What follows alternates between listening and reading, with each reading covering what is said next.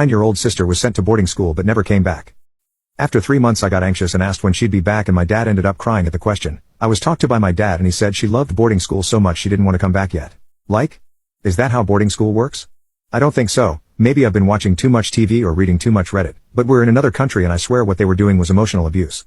Still, it got worse. After 5 months, I still hadn't gotten any contact. No message, no letters, nothing, and that's when my dad started making her room into his office space. We actually got into a big fight over it and I ended up with more chores, but he never answered why he was doing it if she'd be back soon. It's now been 7 months since the car trip that took my sister away and the final nail in the coffin hit. I was looking through the attic for my mom and found a box with some of her old stuff, including her phone. Why wouldn't she have her phone?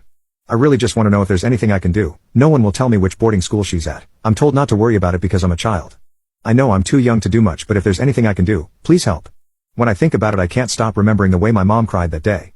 It makes me shiver. I've been imagining the worst and I'd hate it if it ended up being something horrible I imagined. Update: I was able to get in touch with a few different sources, the least favorite of which was a phone call towards those that help find trafficked children. I knew my family would be investigated and actually went to meet up with another family at that time, so basically, a Redditor close to my age met with me and she had already shown my story to her family.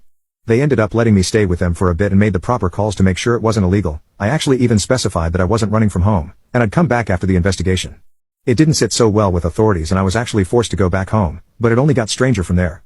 I went back home to a completely empty house. Even grandma was gone, so I was allowed to stay with the other family for the time being. They were extremely kind. For a week I didn't get any news and, bless her mother's heart, but I was told I had a home here no matter the results. So, a few days after a week had passed, I got a call and it turns out they found my sister. My family had been taken in for questioning and were placed in holding for quite a while. I'm not sure why they didn't tell me this immediately though. I don't actually know the full story, but my sister was living close to 700 kilometers away.